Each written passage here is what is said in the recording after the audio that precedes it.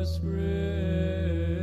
Scriptures, as Christ our God said in the Gospel. This is Search the Scriptures Live with Dr. Jeannie Constantinou. Join us for an interactive verse-by-verse study of the Bible with one of Orthodoxy's most respected biblical scholars. Study along with us and share your comments and questions by calling 855-237-2346. That's 855-237-2346. Here now is Dr. Jeannie Constantinou. In the name of the Father, and of the Son, and of the Holy Spirit. Amen. Illumine our hearts, O Master who loves mankind, with the pure light of thy divine knowledge, and open the eyes of our minds to understand thy gospel teachings. Implant in us also the fear of thy blessed commandments, that trampling down all carnal desires, we may enter upon a spiritual manner of living, both thinking and doing such things that are well-pleasing to thee. For thou art the illumination of our souls and bodies, O Christ our God, and to thee we ascribe glory, together with thy Father, who is from everlasting, and thine all-holy and good, and life-giving Spirit, now and ever, and unto the ages of ages. Amen.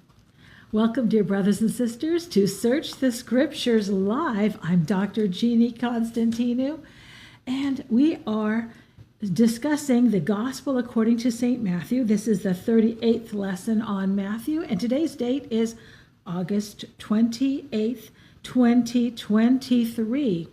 Now, before I get started, I just wanted to let you know that I'm going to be traveling a lot this fall. I'm going to be in a lot of different places.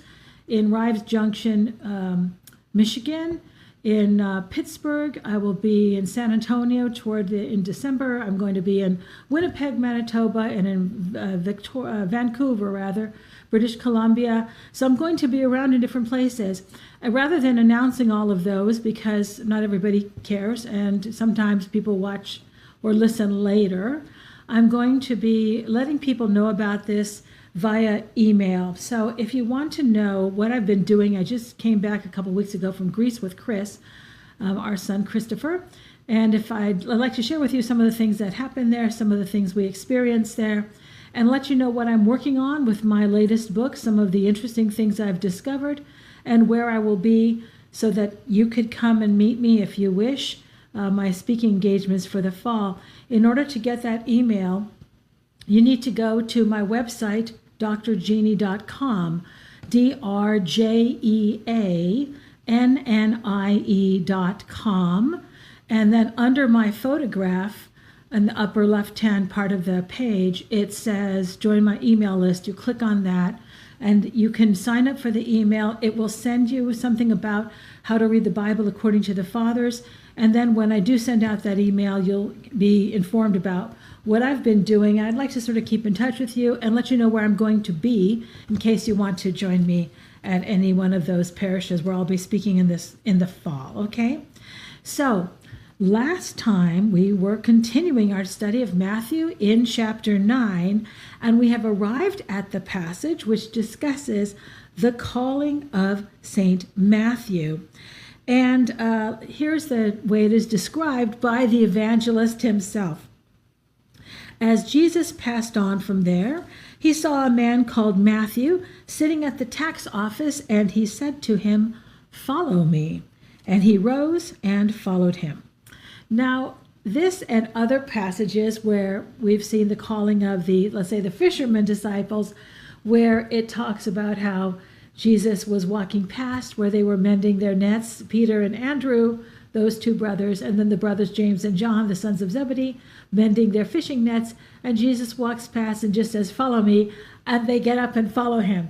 And I always found that rather puzzling and a little bit strange if you think about it, because it seems like they never saw Jesus before, and they just got up and they started following him. And so is this what happened? How are we to understand this? Were they acting like robots and just automatically responding that way? Well, the fact is that the Lord called them because he saw within them spiritually that they were able to respond. He knew their hearts. He knew that they were able to respond, that they would respond. And there's something else. It's not the first time they had ever seen Jesus. That is probably very likely. So remember, when we are talking about the Gospels, especially with Matthew, we're getting only a bare bones narrative of what happened. We don't know everything that happened. We don't know every person Jesus talked to, every place he went. He went to many places and did many things that we don't know about. So he had been in Capernaum for a while. That had become his home base. I think we talked about that last time, that had become his home base. It was a city on the Sea of Galilee, on that large lake. And from there he could access other parts of Galilee and also go to the other side of the lake when he wanted to get away. And that's where he met the Gadarene demoniacs. Remember that? So in the case of Capernaum, he was a very, very well-known figure. And not just in Capernaum, but in many, many cities throughout Galilee. Jesus had traveled widely. He was very well known. There's no doubt that they heard him speaking, they knew who he was, and they were receptive to becoming disciples. So it's not like, you meet somebody for the first time, they say, follow me, and they just leave everything and you start following them. I don't think that's what happened, in case you think it's, quote, unrealistic for that to have been the case.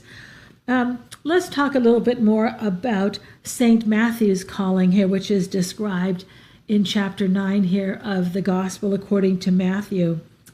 He is sitting in, it's sometimes translated as the tax office, it's delonion.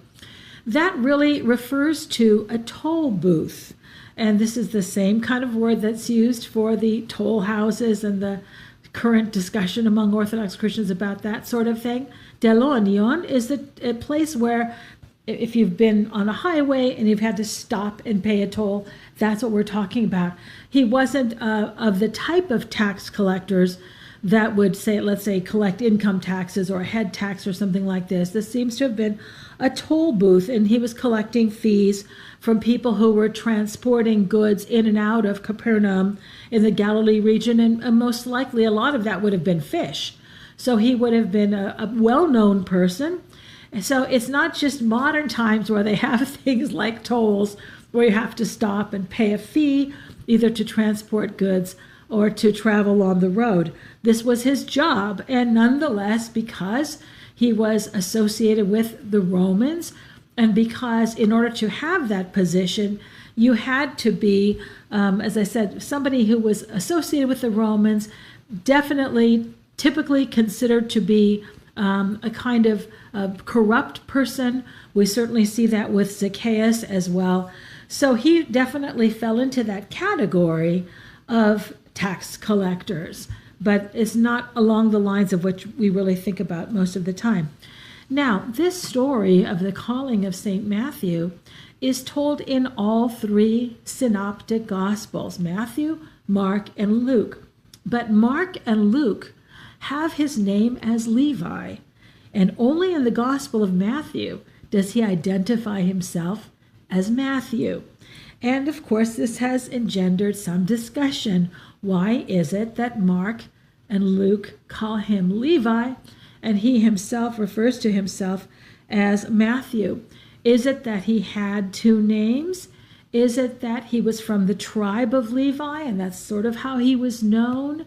Is it that his name changed afterwards when he became a disciple? We don't know, but he definitely identifies himself as Matthew.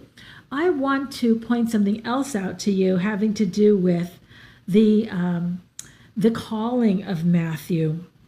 This was pointed out to me in class when I was taking the Gospel of Luke by a very famous Lucan scholar, Francois Bovin. He was one of my professors at Harvard, and he was one of the most famous scholars of the Gospel of Luke in the world, and a wonderful person, by the way.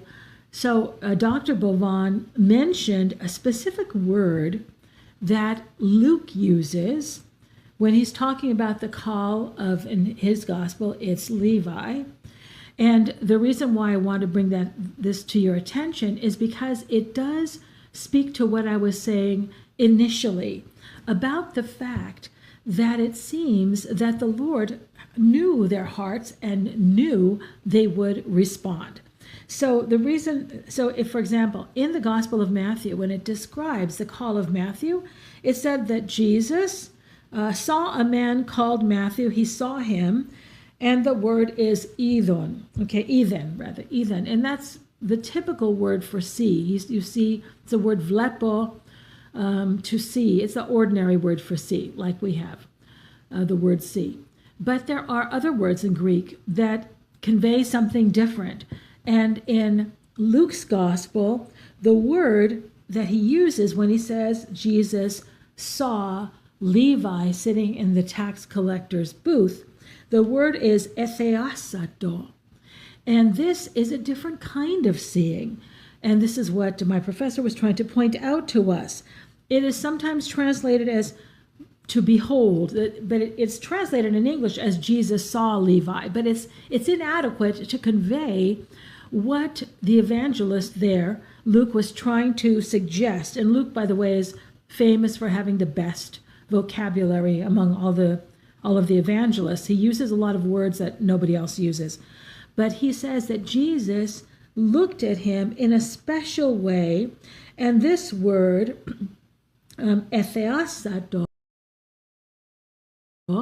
suggests a kind of higher apprehension, a higher understanding, what is translated sometimes or described as some kind of attentive seeing. So that really captures the fact that Jesus saw Matthew or Levi in a way that nobody else did, and that he knew his heart.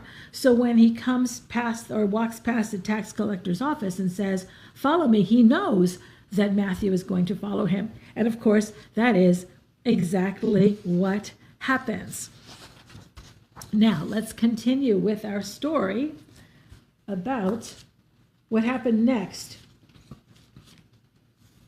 And this is Matthew chapter 9, verse 10. I'm reading from the RSV, the Revised Standard Version. "And as he sat at table in the house, behold, many tax collectors and sinners came and sat down with Jesus and his disciples," because those are his friends, right? Jesus is going to come and sit. He invites Jesus to dinner. It's at his own house, and he's inviting all his friends, and they're all sinners and tax collectors because they associate with one another. A nice Jewish people didn't associate with tax collectors and sinners. "And when the Pharisees saw this, they said to his disciples, 'Why does your teacher eat with tax collectors and sinners?' But when he heard it, he said, 'Those who are well have no need of a physician, but those who are sick. Go and learn what this means. I desire mercy and not sacrifice.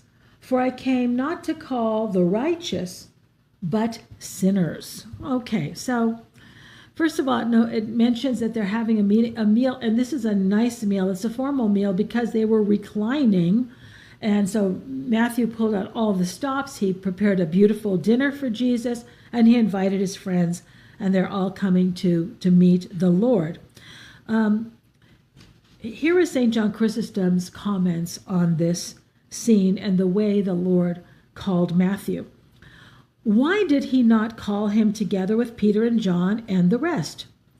As in their case, he had come at that time when he knew they would obey him."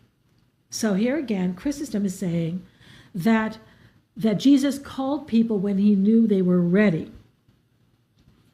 He also called them when he was assured that he would yield himself. He called Matthew when he was assured that he would also yield, because he who is acquainted with the hearts and knows the secrets of each man's mind knew also when each of these would obey. Therefore, not at the beginning did he call him, when he was yet in a rather hardened state, but after his countless miracles and the great fame concerning him, when he knew Matthew to have actually become more prepared for obedience. And we have cause to admire the self-denial of the evangelist, how he does not disguise his own former life, but adds even his name, while the others had concealed him under some other appellation. Now that's kind of interesting. Did you catch there what St. John Chrysostom said? He thought that, or he believes that Luke and Mark are calling Matthew Levi to spare him the embarrassment of being known as a former tax collector. So the stigma of having been a tax collector would still have over him. So this is why they call him Levi. And who knows? This may be the case. This may in fact be true. But why did he say, this is Chrysostom, that he was, quote, sitting at the receipt of customs, unquote, to indicate the power of the one who called him, and that it was not when he had left off or forsaken his wicked trade, but from the midst of evils that he drew him up. So in the midst of evils, what's that? Well, because this is how they made their living by collecting tolls and taxes. People were presumed to be dishonest. They were categorized. It's not like today when you work for the government and your job is to look over people's tax returns or audit them or something like this. These people became wealthy by these kinds of concessions.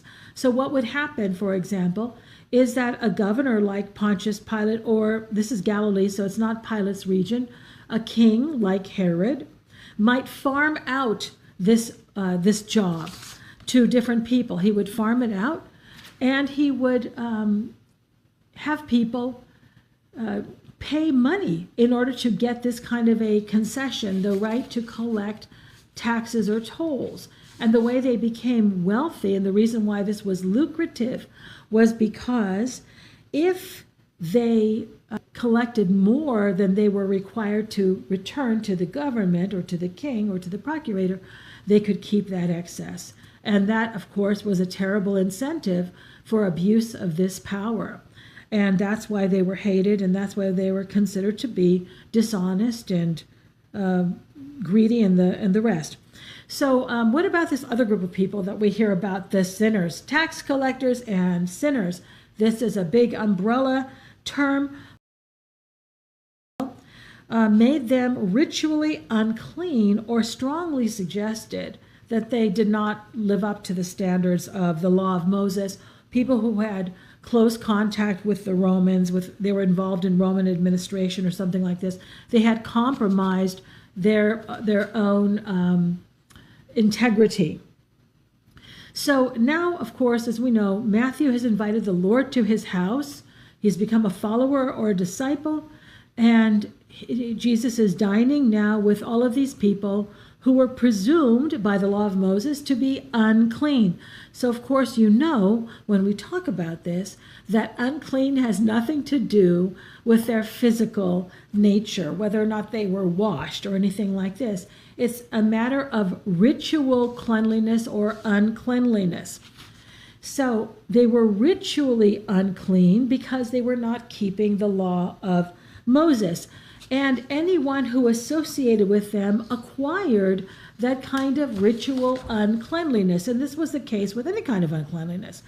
If you were a woman who was having her monthly cycle, anything you touched became unclean in the house, and therefore everything had to be cleansed ritually. And if your husband touched you, he also became unclean.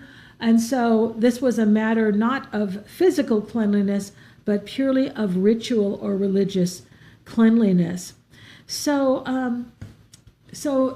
it was presumed by the Pharisees, who are the most influential religious leaders of Jesus' time, it was presumed that Jesus also acquired this ritual uncleanliness by entering the house of Matthew and having dinner there. It's not clear in Matthew's gospel that the dinner is taking place in his house, but it is clear in Mark's gospel that the dinner is taking place in the house of the tax collector that Jesus had just called to be his disciple. So when you entered under the roof of a tax collector or a sinner or a Roman pagan, anyone like this, you became ritually unclean yourself. And people avoided this. And it was a way of making sure that other people did not fall into the habit of associating with these other sinners. And also, it's not simply that you're under their roof, but if you think about fellowship meals, meals are a way of showing friendship, of engaging with people. You sit down to have lunch or dinner with relatives and friends, people who are your associates. So simply sharing a meal together suggests a kind of common way of life or common mentality. And this was very, very scandalous of Jesus, to share a meal with people who were, we could say, notorious sinners, people who did not even attempt to keep the law of Moses. So before we go on and talk about what Chrysostom says about the challenge that the Pharisees made, I kind of wonder if you've ever had anyone say to you, well, if you're a parent and you said to your child, I don't want you hanging out with so-and-so. I don't want you to be friends with so-and-so because they're a bad influence on you, right? And we have many patristic writings, and we have canons of the church that tell us not to associate with heretics or people like this, not to attend divine services of people of heretical groups and things like this. And, or, as I said, some writings of the fathers who say to avoid these people, have nothing to do with them. And also that's in the New Testament, by the way, in the writings of Paul. He says have nothing to do with people, even not just Paul, here in Matthew. Later in chapter 18, the Lord says if somebody is not if somebody's part of the church and he's not doing something that he's supposed to do, or he's somehow misbehaving, then you privately tell him his fault. And if he doesn't listen to you, take another person. And if he doesn't listen to you again, you tell it to the whole church. And then you're supposed to treat this person as though they're a tax collector or a sinner. So sometimes we will say this, or people will read this and they think, well, that's terrible. You're sort of ostracizing the person because of their way of life. And then they'll point to the fact that the Lord ate with tax collectors and sinners, right? This is what they will do. Well, what about Jesus? Didn't he eat with tax collectors and sinners? And they will use that as a way to justify their own behavior.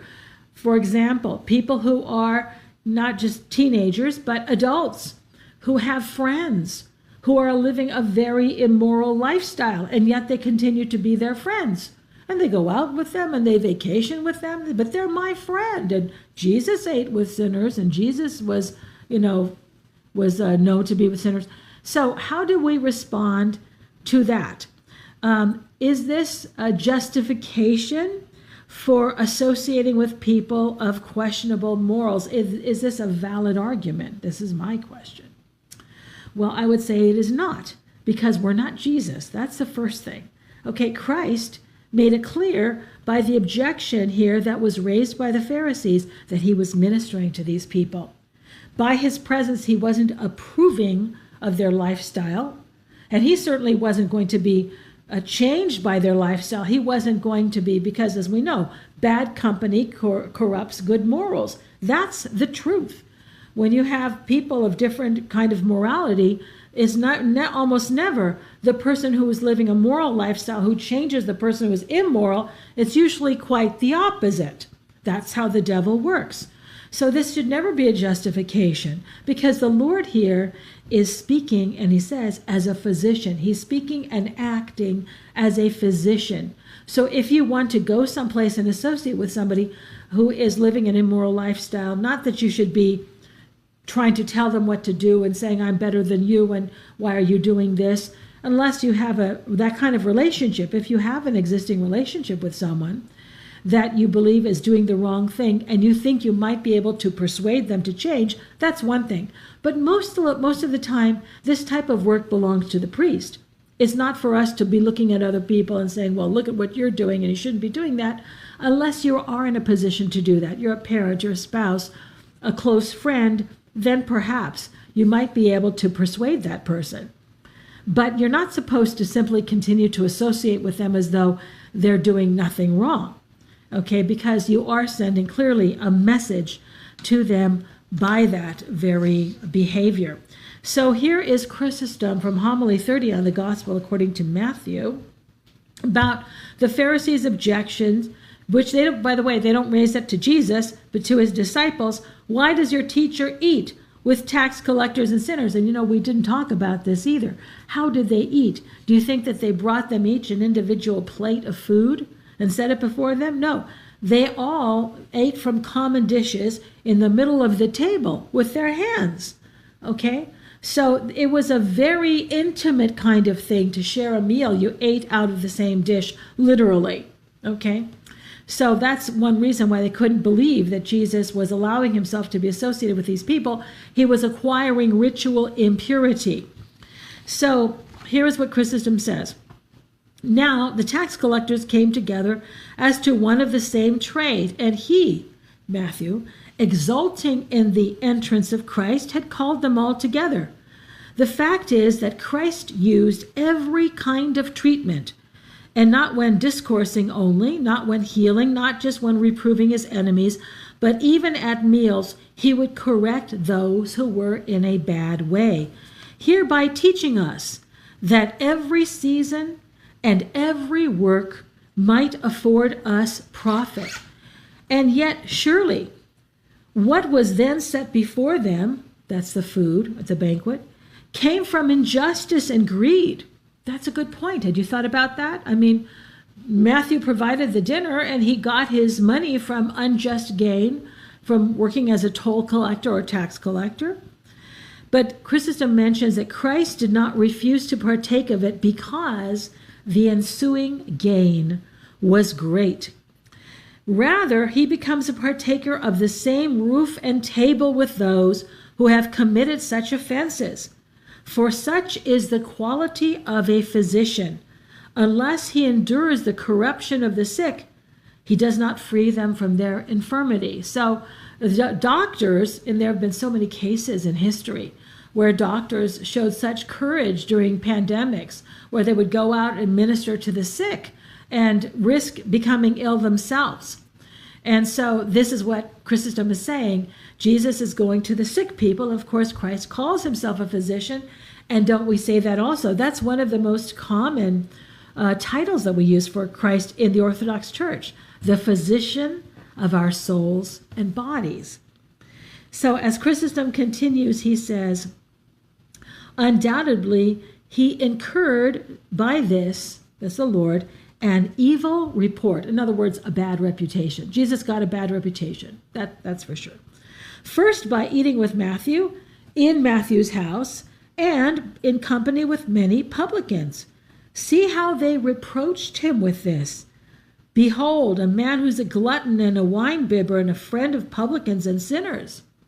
So, of course, the Pharisees are already opposed to him because of his stance on the law, and now this simply gives them another tool to use against him, that he's a glutton and a drunkard and a friend of tax collectors and sinners. And here's how Chrysostom ends this. Let them hear, as many as are striving to deck themselves with great honor for fasting, and let them consider that our Lord was called a gluttonous man and a wine-bibber, and he was not ashamed, but overlooked all these things, that he might accomplish what he had set before him, which indeed was accordingly done. For the publican was actually converted, and thus became a better man.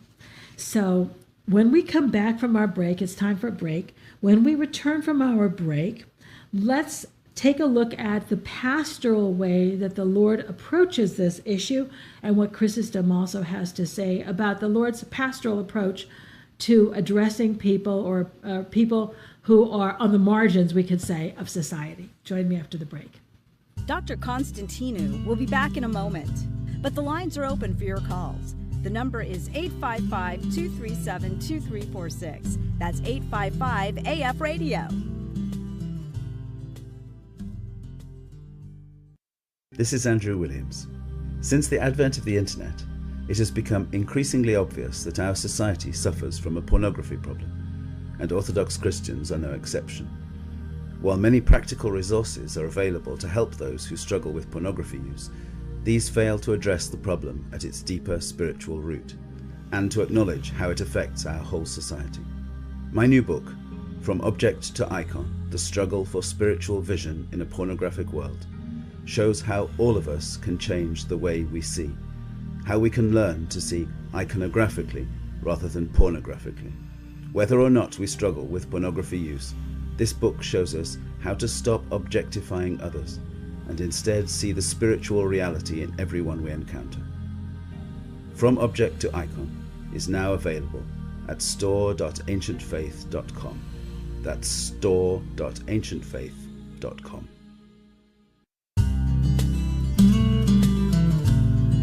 We're back with Search the Scriptures Live with Dr. Jeannie Constantinou. Have a question about the verses we are studying tonight?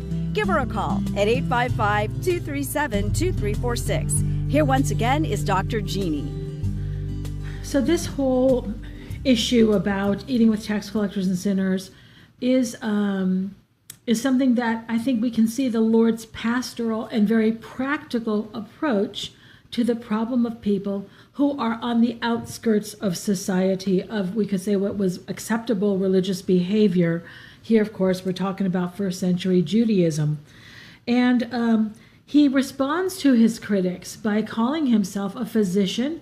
And this is why, very often, the priests also treat people differently depending upon where they are in their own spiritual journey.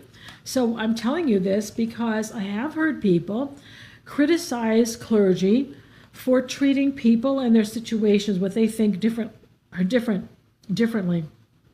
But every priest has to use discernment and know what is appropriate for each person. So some people will say, well, why, Father, did you allow this for so-and-so, but you don't allow it for so-and-so? Or they might say that about the bishop, because there are cases sometimes when canons need to be bended or excused, certain canonical regulations, and people will sometimes criticize the bishops.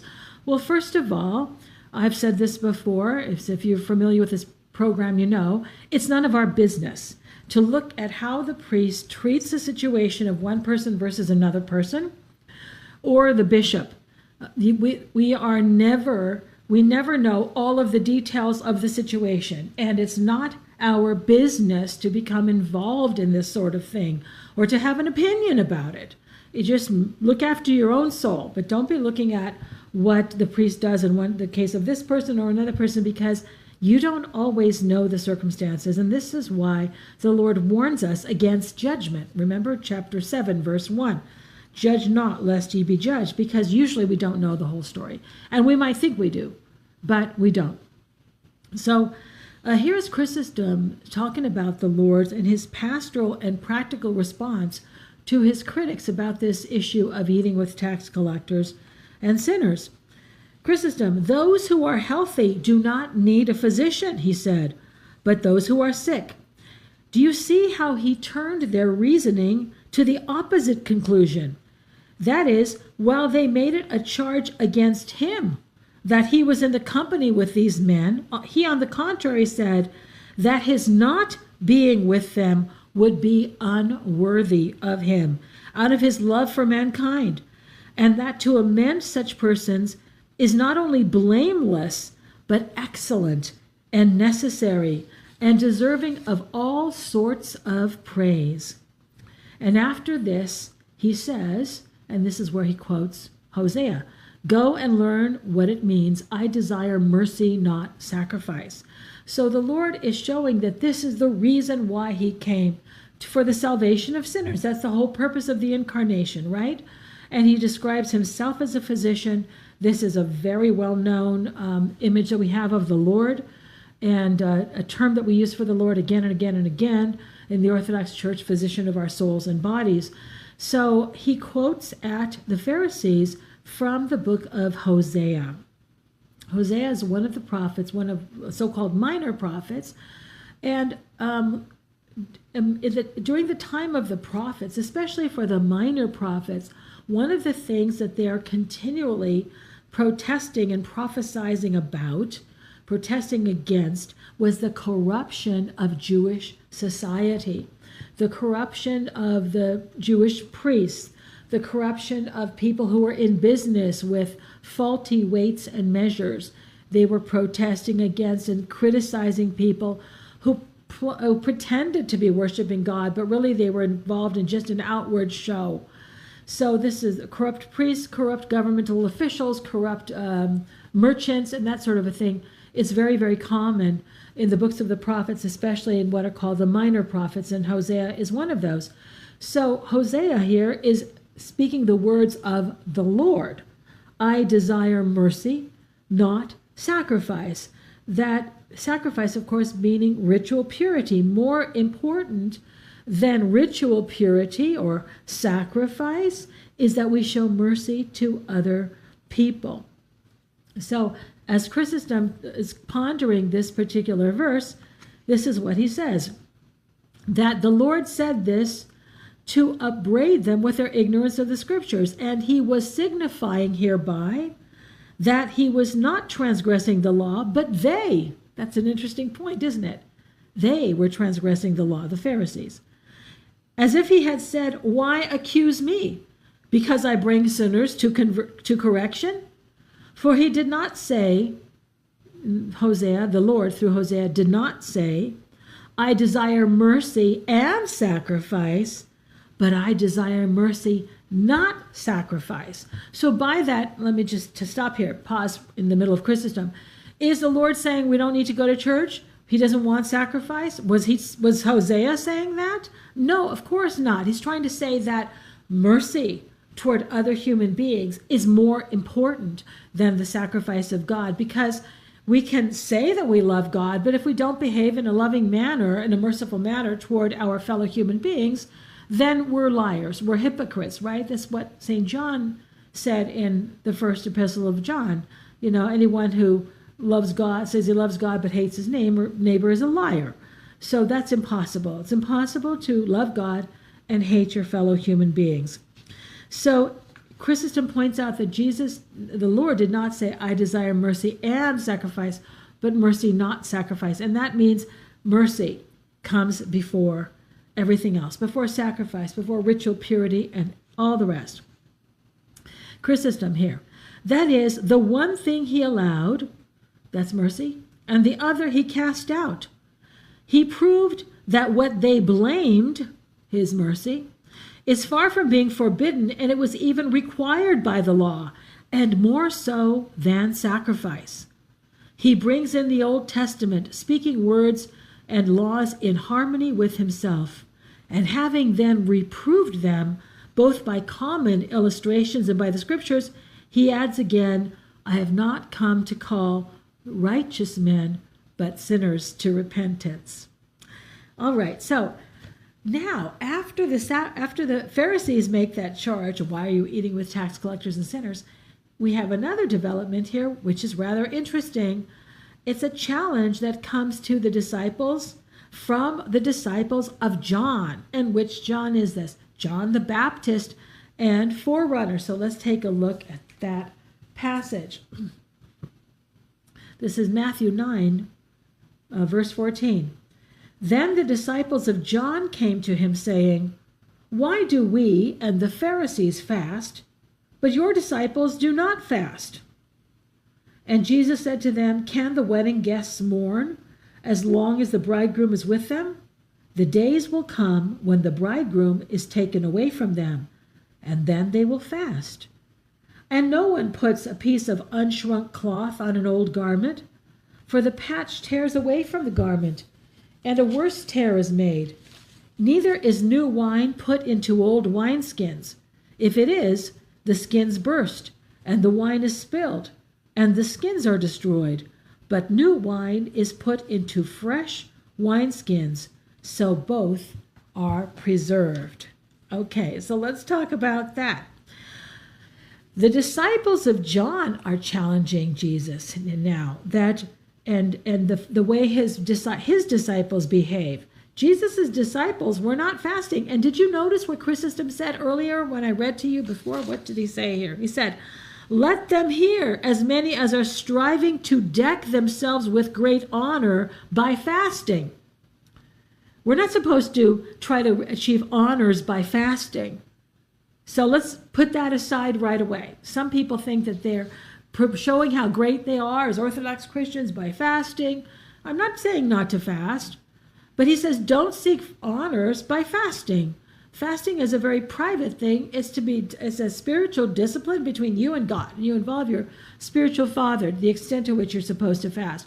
But you're not supposed to try to achieve honors by fasting, because fasting is not a virtue. So this is not what we're supposed to try to achieve by fasting. Certainly not to be, and this is why the Lord cautioned against people showing off their fasting. So this was happening in his time too. We're going to get to that in a moment. But let's talk about the disciples of John the Baptist and forerunner, the disciples of John. John's ministry was very different from that of Christ. Of course, you know what he was like, how he lived. Jesus grew up in a house with a mom and a dad, Joseph, his adopted father, and of course Mary, his mother, and older brothers and sisters. So Jesus had a very typical upbringing. John grew up in the wilderness. And he was a severe ascetic, a very, very strict ascetic. And of course, a great prophet. And we will talk more about John because Christ has other things to say about him, which are really extraordinary. But he was fasting very strictly. And so this is what he taught his disciples. And so his disciples really had difficulty with Jesus. Now remember, John had baptized Jesus. John was the one who saw the heavens open and the Spirit come in the form of a dove and alight upon Jesus and the voice of the Father and all this. He knew that Jesus was a Messiah. How can you have a Messiah who is not fasting? When you have Pharisees fasting and John's own disciples and John himself, of course, are fasting and doing all these other things, keeping the law very, very strictly, Jesus is doing quite the opposite. It was scandalous. This is what I'm trying to get across to you. Okay, so this is where we need to have eyes of discernment. It's easy for us to understand it now, but at the time that was not easy. That's why we're supposed to be very careful about judging. Imagine John's disciples judging Jesus. Do you think that they did? Obviously so. They did. That's what we see here. Can you imagine that? So this is why we're supposed to be very, very careful about not passing judgment on other people for the way that they live and the things that they do, because we don't know the whole story. Okay? We're supposed to mind our own business. Okay? And look to our own souls. So John's ministry was very, very different. And there was kind of a rivalry, not between John and Jesus, but between the disciples of John and the disciples of Jesus. And this is especially the case, I think, among the disciples of John, it seems, more so than the disciples of Jesus. And why is that? How do we know that, by the way? In chapter 2 of the Gospel of John, this is mentioned, that after the baptism and the calling of the first disciples, the Lord was attracting more and more disciples, and his disciples were also baptizing people. This is mentioned in the Gospel of John, chapter 2. The Gospel, of course, the Gospel of John was written by John the Apostle, one of the 12, not John the Baptist, right? So I'm just making that clear, because there are people who still think when they hear Gospel of John and they hear John the Baptist, they think he wrote the Gospel, but he didn't write the Gospel because he lost his head, right? He dies before the crucifixion of Christ. All right, so the Gospel of John was written by one of the 12, and he was present when there was this kind of rivalry that was growing, or some jealousy, we could say. Not really rivalry, because it takes two groups of people to have a rivalry. But there seemed to have been some jealousy on the part of John's disciples, because they go to John, the forerunner and Baptist, and they said, this guy is baptizing more people than we are. This guy, Jesus, in other words, Jesus and his disciples are attracting more people than we are. They're baptizing more people. Of course, Jesus and John had the same ministry. John was the forerunner. He was coming to prepare people for the ministry of Christ. So they didn't see this as a rivalry, but as a preparation. But the disciples of John loved him, and they were devoted to him. And they thought that Jesus was beginning to overshadow him or to outshine him. And that is exactly what happened. And what does John say in chapter 2 of the Gospel of John, not written by John the Baptist? Why do I have to tell you that? I mean, you might think this silly that I have to tell you that, but I'm telling you this because one of my own relatives was at a monastery, and the monk was talking about the Gospel of John. And our relative said, "Oh, John the Baptist?" And he thought that John the Baptist. And this is somebody who goes to church. Okay, so we hear the name John, and sometimes we don't know what John they're talking about. I've had many people, they hear the name Mary. Mary washed the feet of Jesus. They think it's Mary Magdalene rather than Mary, the sister of Lazarus, anointing the feet of Jesus and things like this. So I'm just saying this. Maybe you think it's kind of silly that I should have to explain to you that it's not John the Baptist who wrote the Gospel of John. But believe me, there are some people who don't know that. Okay, so that's why I'm making this clear. So what does the evangelist John say in his Gospel about John the forerunner? John the forerunner said about Jesus, "He must increase while I must decrease." He knew that that's exactly what was intended to happen, that Jesus would gradually get more and more followers, he would become more prominent, and John's ministry would diminish. And of course, eventually, he was arrested and he was beheaded. All right? So I'm sorry if I have to clarify things that seem very obvious to many people, but believe me, many people don't know these things, and that's okay. It's better to make sure that everybody understands.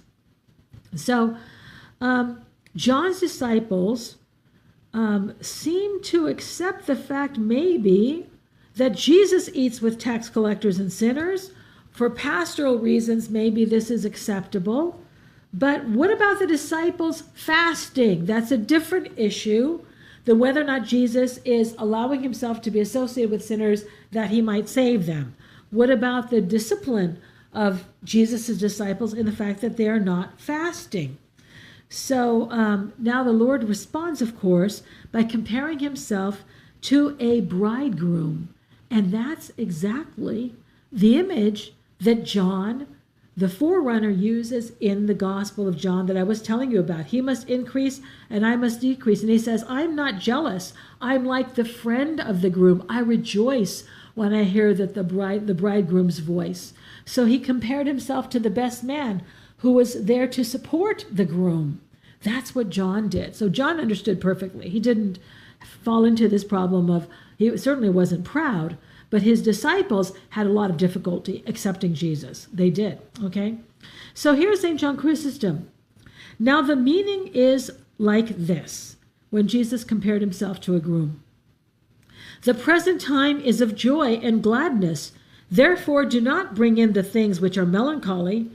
Days will come when the bridegroom will be taken from them, and then they will fast. For here he signifies that what they did was not gluttony, but pertained to some marvelous dispensation. And at the same time, he lays a foundation on what was to say concerning his passion. So the Lord had said, does anybody mourn while there's a bridegroom? Of course not. The rituals of repentance and mourning, funeral rituals, are incompatible with wedding rituals. They're not appropriate for a wedding. What he's saying is that the public ministry of Jesus was a special time. It was a time of rejoicing because the Lord was on the earth for a very, very short period of time. And yet he indicates here that the disciples would fast after his death and his, resurrection and his ascension. And so there is an appropriate time for everything, for feasting and for fasting. We do not allow weddings during Lent in the Orthodox Church. Is not in keeping with the sort of penitential nature of Great Lent, the character of Great Lent. But notice here that the Lord, even though he excused the disciples for fasting while they were with him, while he was on earth, did not suggest that they were not to fast. Instead, it's quite the opposite. He said, after I'm gone, they will fast. And they did. And we know that the early church did practice fasting. And by the way, didn't he say that earlier in chapter 6? Isn't that what he says? When you fast, don't be like the hypocrites who disfigure their faces, but wash your face and anoint your head, and don't let anybody see that you're fasting. Remember that?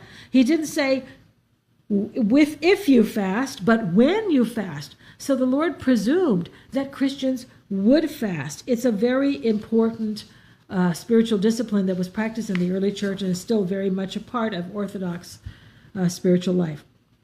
So, as he continues, he explains it with an image, this image of putting new wine into old wineskins.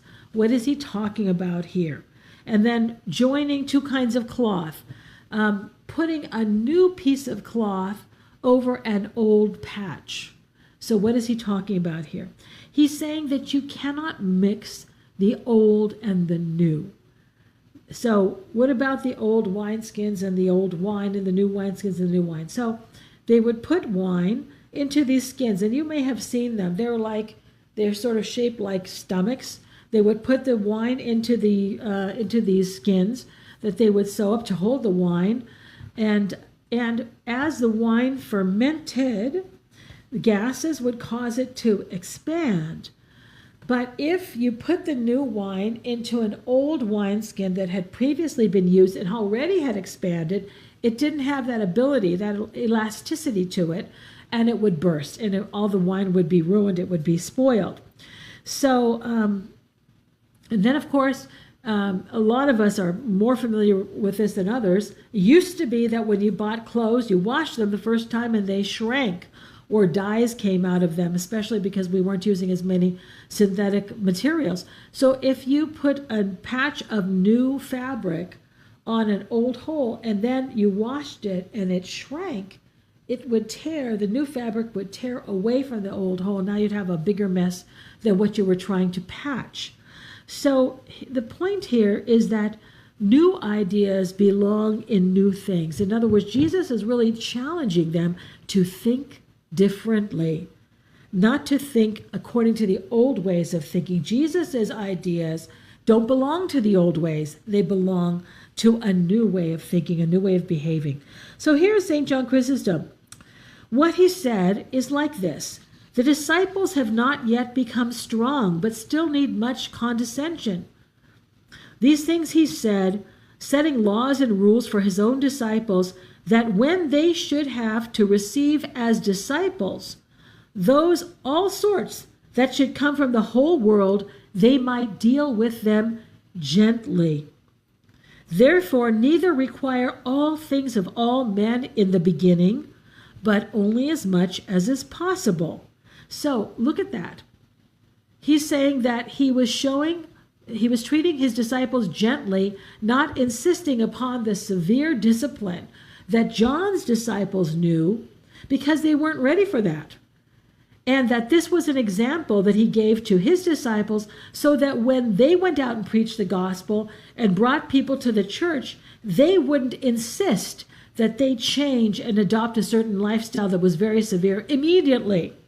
So as Chrysostom continues, he says, but do not require all things of all men in the beginning, but as much as is possible. And shortly we will have made our way to the rest. But if you are urgent and in haste for this reason, I bid you to urge not, because you are in haste. So here again, look at the tremendous example here that we see of pastoral discernment. Not everyone is capable of living the same lifestyle. This is why in the Orthodox Church, we do not have rigid rules of fasting. We have canons. The canons are not to be applied the way they are applied in the Catholic Church, where this is the canon, that's the rule, everybody has to follow it. That's not the way the Orthodox canons work at all. In fact, everything is very personalized in the Orthodox Church.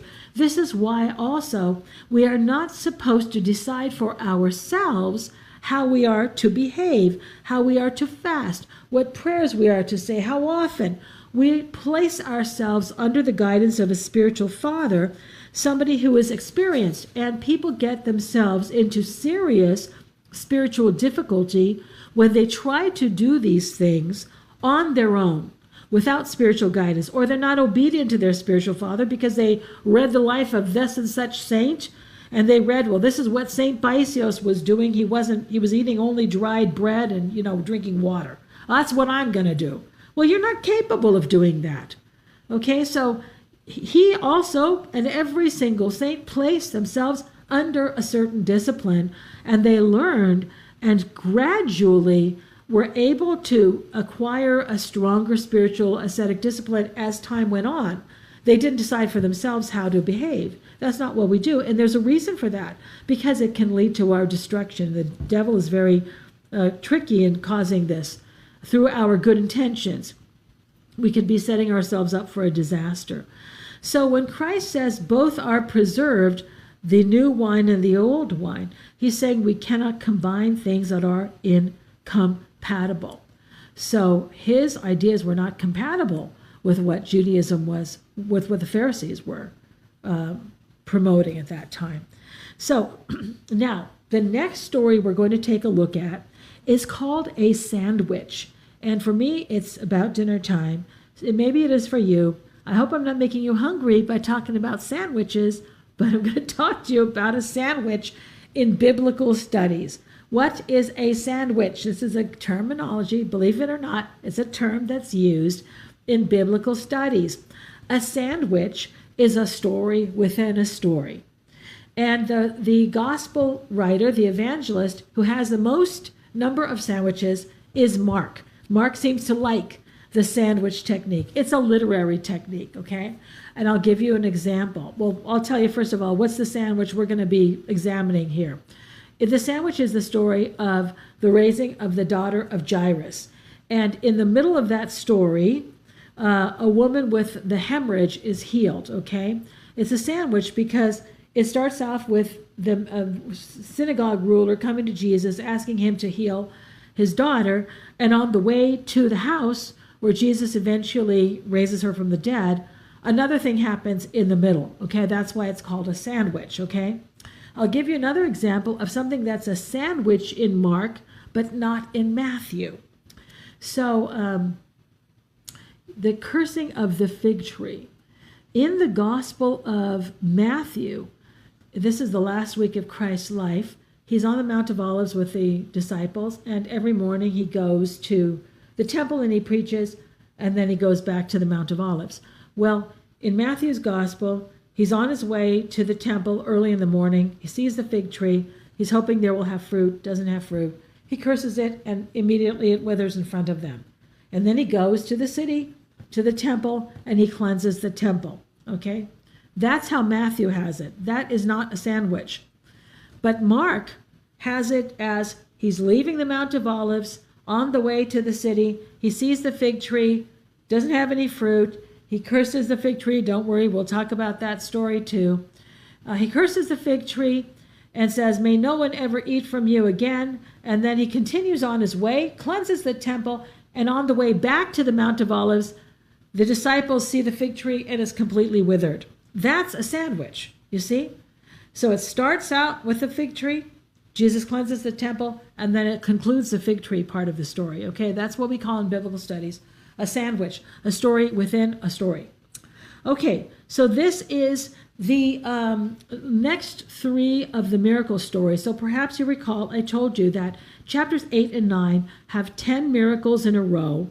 They're grouped together in stories that consist of three miracle stories, then another three miracle stories, and another three miracle stories. We're in the last of the three.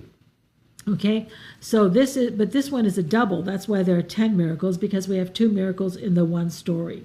Now, the other thing that's very significant about, or at least interesting, about the way Matthew tells this story is that, as I had told you before, he's very consistent. He does not use a lot of narrative detail. His telling of the story is very brief compared to the way Mark tells the story. Matthew uses only 8 verses, and Mark has 22 verses. And many of the details that you know of from the story, you know about them because of Saint Mark, okay? Because of the way he tells the story.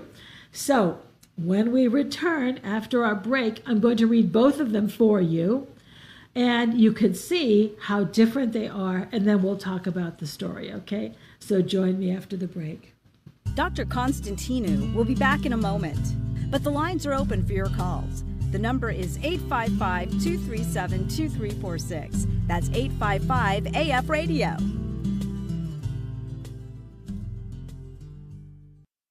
So here's a question for you. What does it mean to think Orthodox?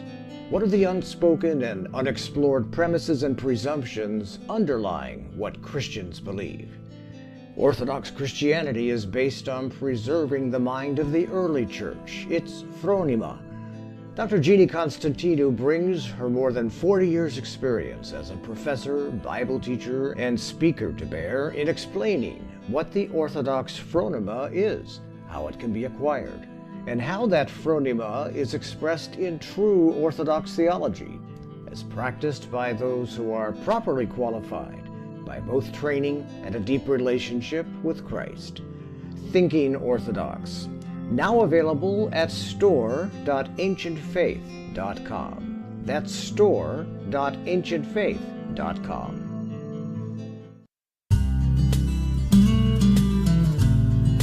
We're back with Search the Scriptures Live with Dr. Jeannie Constantinou. Have a question about the verses we are studying tonight? Give her a call at 855-237-2346. Here once again is Dr. Jeannie. Okay, before we get to our story, let us remember, why are they presenting this story so differently? And I hope you're remembering this. I'm trying to repeat it often so you can remember it. So Matthew has the shortest stories. In other words, his narratives are lacking much detail that we see in Mark and Luke. Why is that? Because, and even though he really pares down the story to the bare bones of the story, only what's really absolutely necessary for you to know to understand it, he still ends up with a very long gospel. He has 28 chapters. He has more chapters than any other evangelist. And yet his narrative is so short. How does he end up with such a long gospel when he has such a short description of these events? Because he has a lot of teaching material. So what is important for Matthew is the teachings of Christ. Christ as the new Moses. Christ as the great lawgiver of Israel. Not Moses, but God himself giving the new law. So the miracles, while they are important because they are fulfillment of prophecy, because the prophets foretold that the Messiah would give sight to the blind and the lame would walk and the deaf would hear. All of those things were foretold by the prophets. So they show that Jesus Christ really is the Messiah, but they also show that he is God by the manner in which he is able to heal people at a distance. He has complete authority over sickness, over nature, over demons and all these things. So they also show his divinity. So they show his divinity, his authority, his ability, his authority to teach the way he does. So they are fulfillment of prophecy and all those things. They don't function for Matthew the way they function for Mark. Now, Matthew's audience is Jewish Christians or Jews, okay? So in other words, these are Jews who either are interested in Jesus or Jews who already believe in Jesus. So Matthew is presenting Jesus as the Messiah, the one who's giving this new law, and he's defending why Jesus is able to do all these things that are very strange, like eat with tax collectors and sinners and touch lepers and all these things which are shocking to Jewish people. Why is he able to do that? Because he's God. Okay, and how do we know he's God? Well, this is fulfillment of prophecy. We see the complete authority he has over nature, demons, and things like this. Now, for Mark is not writing to a Jewish audience. Mark is writing to a Gentile audience. And Mark is trying to emphasize Jesus also as Son of God, but not so much as Messiah, because the Jews, the Greeks and the Romans, they don't know what a Messiah is. So Mark is emphasizing the sheer power of Jesus.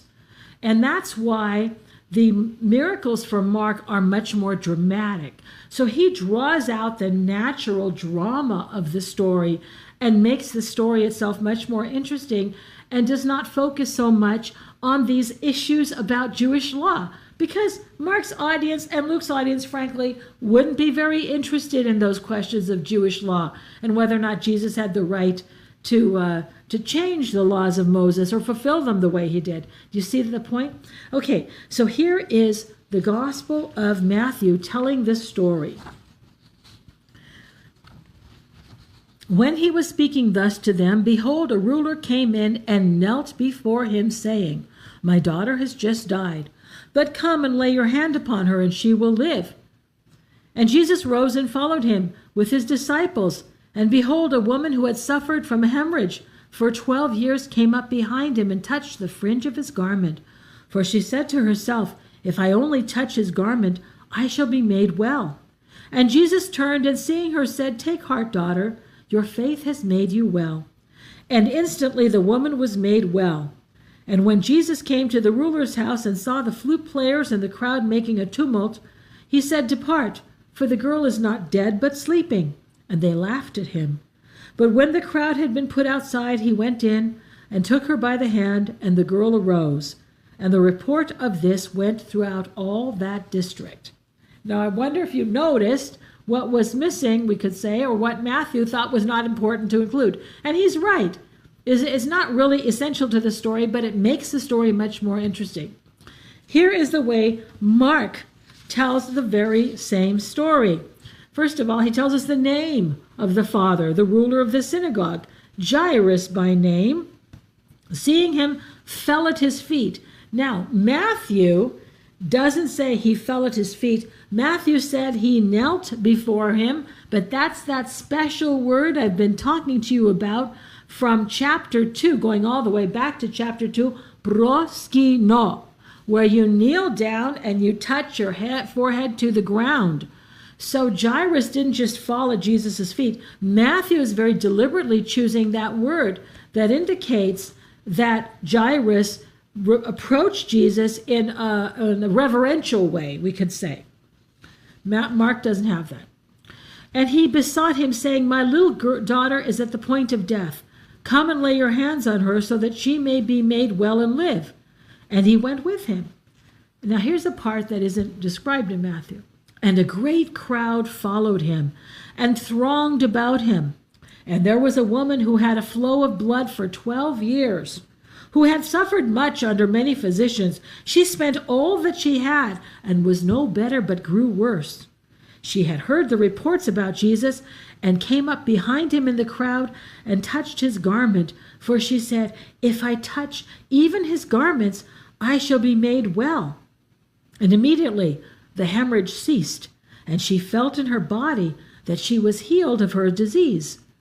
And Jesus, perceiving in himself that power had gone forth from him, immediately turned about in the crowd and said, Who touched my garments? And his disciples said to him, You see the crowd pressing around you, and yet you say, Who touched me? And he looked around to see who had done it. But the woman, knowing what had been done to her, came in fear and trembling and fell down before him and told him the whole truth.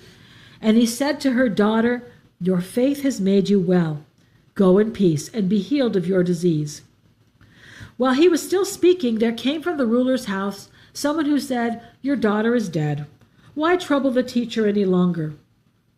But ignoring what they said, Jesus said to the ruler of the synagogue, Do not fear, only believe. And he allowed no one to follow him except Peter, James, and John, the brother of James. When they came to the house of the ruler and the synagogue, he saw a tumult and people weeping and wailing loudly. And when he entered, he said to them, Why do you make a tumult and weep? The child is not dead, but sleeping. And they laughed at him. But he put them all outside, and took the child's father and mother, and those who were with him, and went in where the child was. Taking her by the hand, he said to her, Talitha cumi, which means, Little girl, I say to you, arise. And immediately the girl got up and walked. She was 12 years of age. And they were immediately overcome with amazement. And he strictly charged them that no one should know this, and told them to give her something to eat. That's a much more elaborate story, don't you agree? The way Mark tells the story with so much drama, Jesus stopping, looking around, who touched me, and telling us about this woman. Now, Matthew also tells us what she was thinking when she was trying to touch Jesus's garment, that if she only touches it, she will be healed. But we don't have that whole dramatic scene where Jesus stops, feels the power flowing out of him, looks around to see who had done it, and finally she comes forward trembling and kneels down and tells the whole story. We didn't get any of that from Matthew, but it is in Mark and in Luke. And especially in Matthew, we have this, in Mark, we have this description. She spent all of her money on physicians, and she was not getting better, but rather she was getting worse. It's a whole lot of drama in Mark. But let's go ahead and talk about the story because it is so beautiful and has so many important elements. Let's begin by talking about why. By the way, this is the first healing that we see of a woman in the gospel. Why is it that she is afraid to approach Jesus? Why doesn't she just come before him like the leper or the paralyzed man had his friends, or a blind man or the demoniac, whatever? Why doesn't she just go to Jesus? Because she is in a state of ritual uncleanliness. It's not specifically stated here. They're using the term hemorrhage. It's a menstrual flow. And she's had it for 12 years. That's a very dangerous condition. But it also left her continuously ritually unclean. And this was a terrible situation for her. And she's afraid to approach him for that reason. She's ashamed. And she's also in a huge crowd. They would not want to be anywhere near her. She is jostling. Remember, when Jesus was walking, I don't think we can fully appreciate the size of the crowds that were surrounding him. He was surrounded by thousands of people. He was a phenomenon. These huge crowds following him wherever he went. Wouldn't you have, especially if you were ill or if you knew somebody in your family who was sick? So huge crowds were around him, and everybody was trying to touch him. And by the way, there's other stories of people trying to touch him. We'll get to that. So this was something, this is one of the things that the disciples were doing, of course. As disciples, they were doing crowd control. I'm sure they were surrounding him to make sure that he didn't get crushed by the crowd. Even that was a danger that's mentioned in the Gospels, that he could actually become crushed by the size of the crowd. So she's afraid to approach him, and but she has faith, right? So here's St. John Chrysostom. Why did she not approach him boldly? She was ashamed on account of her affliction, considering herself to be unclean.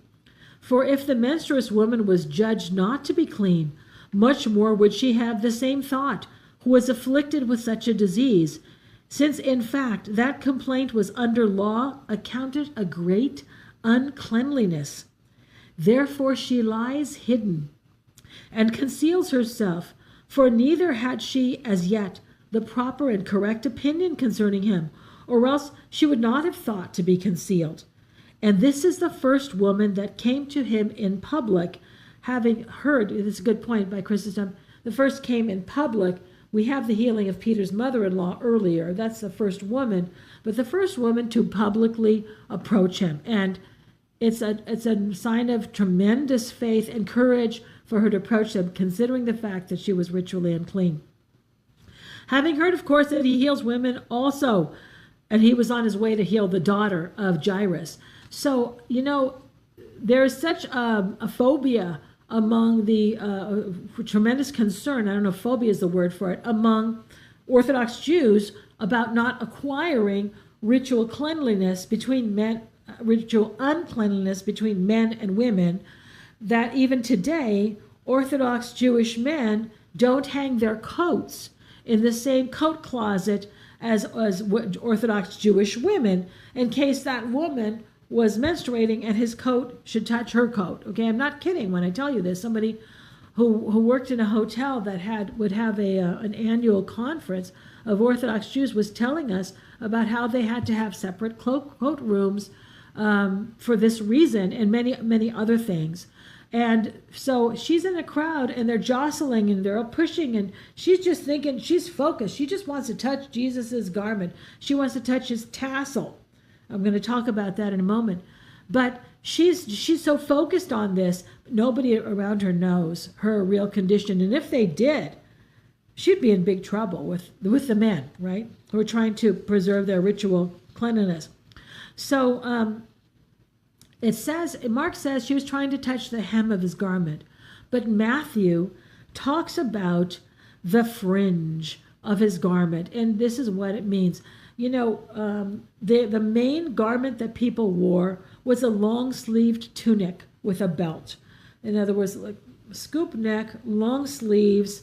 That was the thing that was seamless.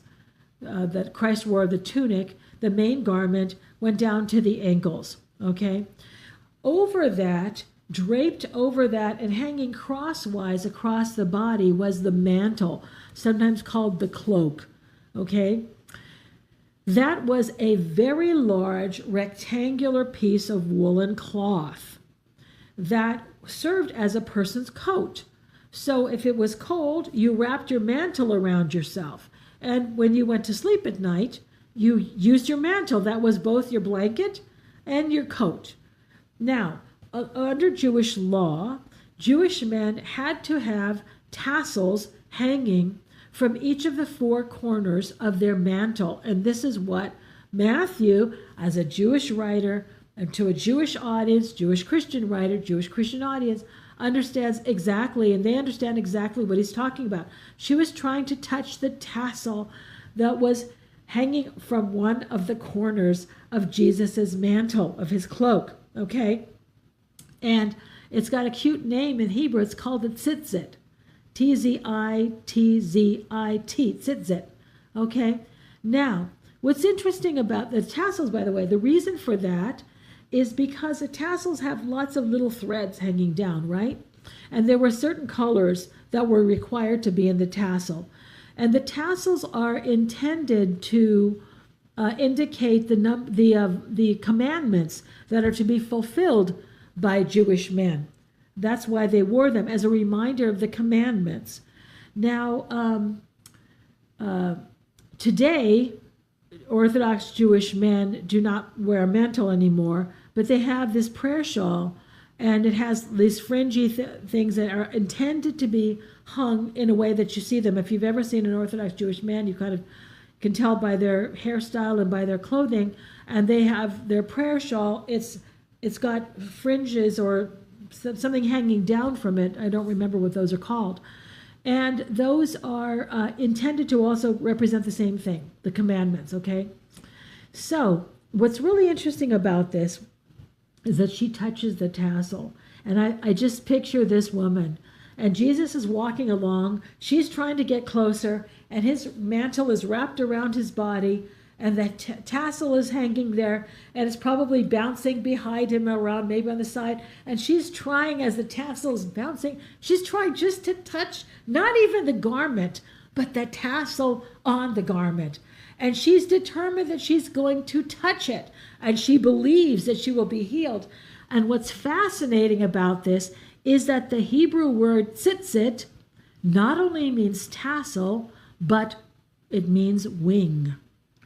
And in the gospel, in the prophet Malachi, he foretells that the Lord will come bringing healing in his tzitzit, in his wings.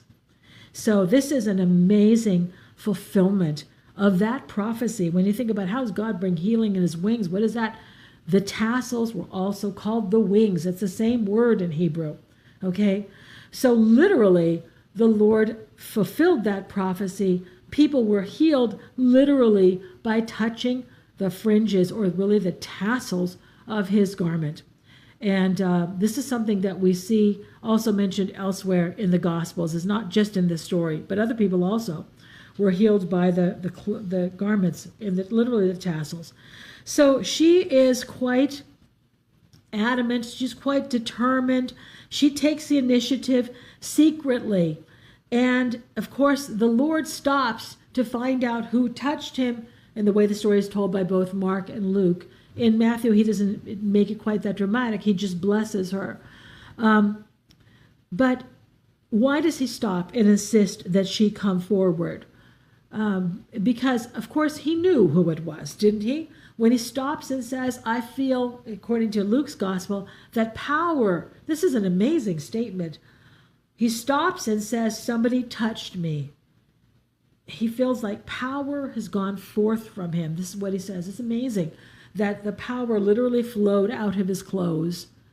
So the disciples are like, what are you talking about? Look at the people. They're all pushing, trying to get near you, and you're saying somebody touched you? They didn't understand it.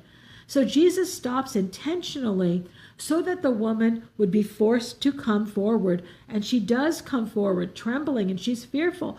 So Chrysostom asks the question of why does he do that? Why does he stop so that she will come forward? So that she will not be afraid, Chrysostom says. And so that she will not be bothered by her conscience, thinking that maybe she had stolen the gift of healing, okay? And also, of course, perhaps the primary reason, first of all, Jesus commends her for her faith. So that must have made her feel really great. But also, he presents her as an example, doesn't he? An example of this amazing faith. So she's a good example. Now, he tells her, your faith has saved you. The word is the word saved. Sozo, your faith has saved you. Usually it's translated as your faith has healed you, but it meant both things, that her faith has healed her and also saved her. So now you can imagine how Jairus feels as Jesus is stopping and talking to this woman and saying, who touched me? He must have been about to lose his mind, worried about his daughter at the point of death, and yet Jesus is stopping and saying, who touched me, and asking for the person to come forward. But of course, when he does go to the home of Jairus, he heals the little girl, or he actually raises her from the dead. And again, some of the details are left out of Matthew that are present in Mark. Mark describes the people wailing, the professional mourners that would begin immediately wailing and screaming with lamentations and dirges, and because this little girl had died. And Jesus says what? He says, don't weep. She is not dead, but sleeping. And they laugh at him. So this idea of death as a kind of sleep is the way we describe sleep today. The word in Greek for cemetery is kimitirion, the place where people sleep. So this is why we say so-and-so has fallen asleep in the Lord. We see this also in the Gospel of John, when Jesus says, I'm going to wake up Lazarus who has fallen asleep. And the disciples think, well, that's great. He's going to get better then. He says, no, Lazarus is dead. So this is the way the Lord referred to death. It's a temporary state. We will all be raised from this state and either taken for eternal life or for eternal punishment. But they laugh at him, of course. Now, he raises this little girl, and this is one of the most extraordinary stories. It's the first story of a raising that we see, but there are others, of course, in the Gospels. And we have the raising of the son of the widow of Nain, which happened it's described in the Gospel of Luke, and of course the raising of Lazarus, which is even more dramatic, and after a long period of time. But Jesus tells everybody, now everybody outside is screaming and shouting, and Jesus says she's not dead, she's sleeping. Of course, they know that she has died. But then she comes out with her parents and Jesus and Peter, James, and John, and she's alive. So what were they to think? Well, maybe she was just sleeping. And Jesus tells the parents not to say anything about it, but just to give her something to eat. So he's very careful about what people should know, because the more he became known, the more famous he became, the more there was a kind of a target on him from the Jewish rulers who were threatened by Jesus' phenomenal success and, of course, by his immense powers. But that is yet to come. Well, this definitely, however, his role as a healer, as a wonder worker, is something quite extraordinary that we are going to continue to see.